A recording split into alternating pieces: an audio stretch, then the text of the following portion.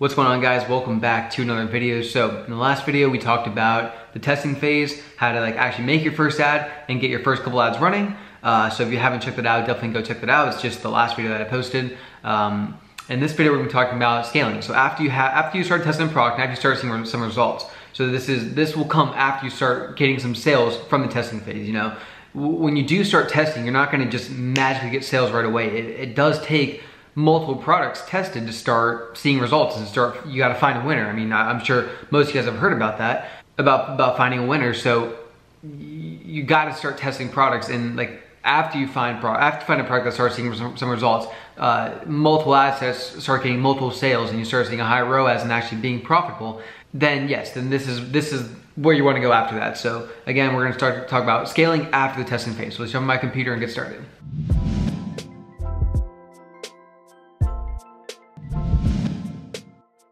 All right, guys, real fast. So in the previous clip, that was yesterday, filmed the entire video, like this whole section, and I went to edit it and there was no sound whatsoever. So that's why I'm wearing a different shirt and all that. So let's get started with it. Just gonna continue. This is the following day, but it'll still be posted today. So during level 1 scaling, so after the testing phase is what I call level 1 scaling. Now during this phase, it's simply just a lot of duplication. Duplicating is key. That's where kind of things are going to start picking up. That's where you're going to start increasing your ad spend, your potential reach, and a whole bunch of other stuff. So what you want to do is look back at the ads that are currently running and find ones that are getting sales. You know, so any ad that pretty much my rule of thumb for duplicating for this step of the process. Any ad that has 2+ sales and a ROAS of 2, a 2+ ROAS. So what that means, ROAS is your return on ad spend. So for every dollar you spend, you get X amount back. Now the reason I say 2 is because usually if it's a 2 ROAS, then it's usually at least breaking even. With the 2 ROAS, it's usually at least breaking even. So that's what I kind of shoot for. If an ad's not breaking even, if it's not profitable, then yeah, I definitely will pause it. But usually any ad that has 2+ sales with a ROAS of 2 is when I do start to scale it. So what I'll do if I find an ad like this is I'll duplicate it, and you can either change a variable, so you can change like the age, you can change the placement, you can change the maybe the interest to something similar. So what you can do is break down the ad and see which, you know, what age is getting the most results, or what gender is getting better results, whether it's male or female.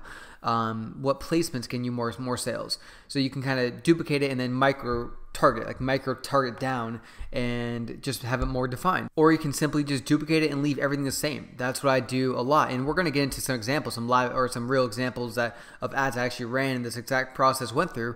And I just duplicated them and let them run. I had the same interest, same everything, and you can see how you're going to see how they had very similar results, which is just kind of cool to see. So there's tons of stuff you can do, but duplication is the main chunk of it. So why do you want to start duplicating these ads?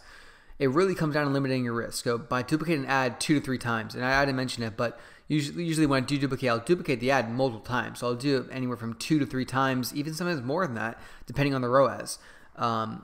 So by duplicating an ad 2 to 3 times, you're doubling or tripling your ads, which gives you a much higher chance to make more sales. So if you have an audience that's doing good, which you'll know it's doing good if it's getting sales, if your ROAS is high, then duplicating that will just expand your reach to that same audience. And if it's doing good for one ad, chances are it'll do good for multiple ads.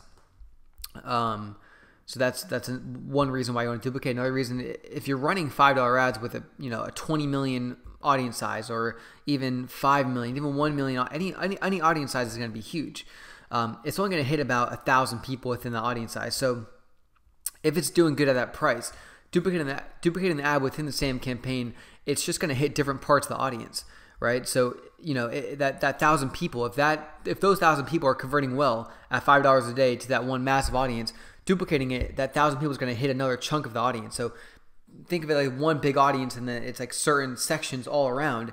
That $1,000 is only going to hit one of those sections. So if one of those sections did good, chances are if you duplicate it 2 to 3 times, it'll hit more of those sections that may do good. And you'll see exactly what I mean by that in the examples. But that's essentially why you want to duplicate. It's just very good for, you know, limiting your risk and just increasing your ad spend, increasing your sales. And then obviously once you start duplicating, you'll start increasing budgets and scaling a lot higher. It just, you know, it just expands everything with the duplication. So let's get some examples. It's definitely a very simple process to follow.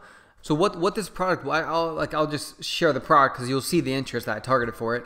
The product was a mini AC cooler. It was like a portable air conditioning unit type thing. Bought it for about $20, and we sold it for $60. So it was $40 profit margins, and you can see kind of what was going on here. I'm actually we'll get some ROASes in here. So you can see these ads: 9 ROAS, 7 ROAS, 7, 6. Let's see. 6, 6, 6, 4, 4.5, 4.5, 4.4. So decent ROASes. And you know, just right off the bat, this was a couple months ago, which is why I'm showing this product. So this product, like, we're not selling anymore. Obviously, it was air conditioning. It's winter. It just wasn't selling as good as it did. So that's why I'm not going to sell this product. So that's why I don't care about showing the product, showing the interest, whatever. I think it's cool that I'm able to do that. You know. So you can see the cost of purchase. So again, it's a $60 sale, cost us $20, and we are getting an average cost of purchase for $13. So pretty good, not bad. It was definitely some good profits, and people ordered a lot. Like, they would order multiple of these. We would upsell and cross sell and do a whole bunch of different stuff. So that's why, you know, it was definitely pretty good. But let's go ahead and look at the interest. So I just want to, the reason I'm showing you guys this is you can see. So what I did with this product, I started with about 10 to 15 interest-based ads, and then all I did was select the 14 interest-based ads. I had a bunch of other ads in this campaign, but they were lookalikes. So I just went through and selected the interest-based ads just so you can kind of see the process for this. But what I did was I did about 10 to 15 interest-based ads, and then found out the ones that were doing the best. And what I would do is, so this interest was humidifier, right?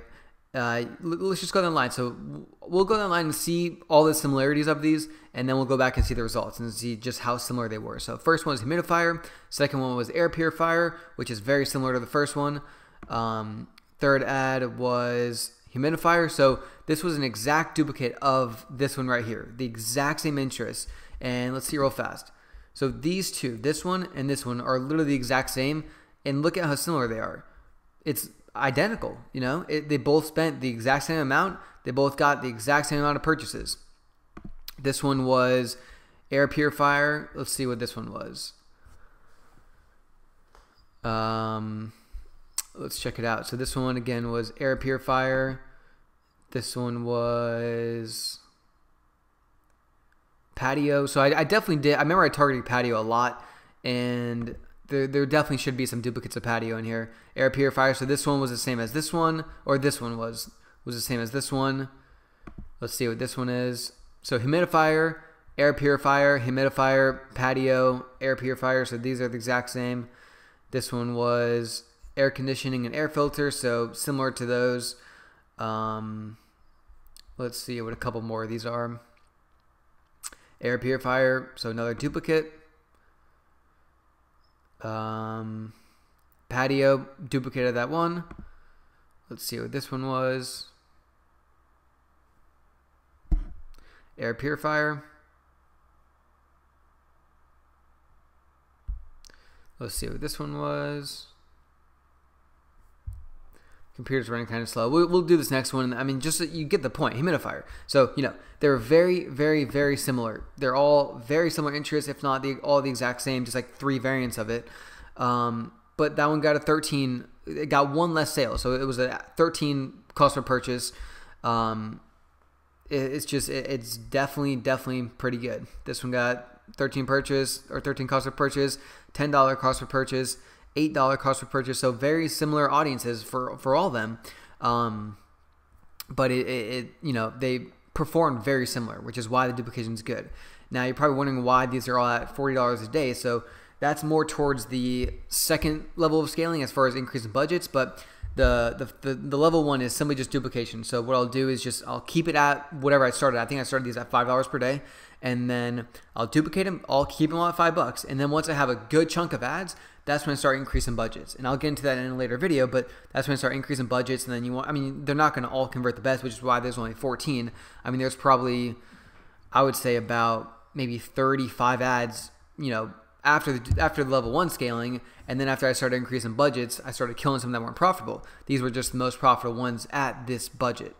So these were all duplicated at $5, and then once I had a good chunk, I started going from $5 to $10, $10 to $20, $20 to $40, and then capped at $40. And that seemed to kind of be the sweet spot, and that's when they started to convert the best. But yeah, I just think this is a great example to show you how similar all these performed with the exact same interests, So these ads itself, these 14 ads spent a total of $558 in one day and brought back almost $3,000 in a day, in one day. I think this day was probably around $5,000 total for the store. So it's a very good strategy, and I definitely recommend trying it out. And you don't have to go insane and just start increasing budgets like crazy. Just simply duplicate it. It's very simple. It's very risk free. They're only going to be at $5 a day, so if they're not converting, just pause them. They're not going to be spending a whole bunch. So if you're just kind of getting started with it and just starting to scale, this is definitely the method to go. So that is going to wrap up for this video. I hope you guys enjoyed it. If you did enjoy it, please give it a thumbs up. If you want to stay up to date with these videos, this free course series that I'm doing, and just kind of going through the process, showing how to start your store, how to find products, how to start scaling even, then definitely subscribe to the channel, because I'm going to be putting out a video, hopefully I've been doing about every other day, hopefully every day. And yeah, I will see you guys in the next video.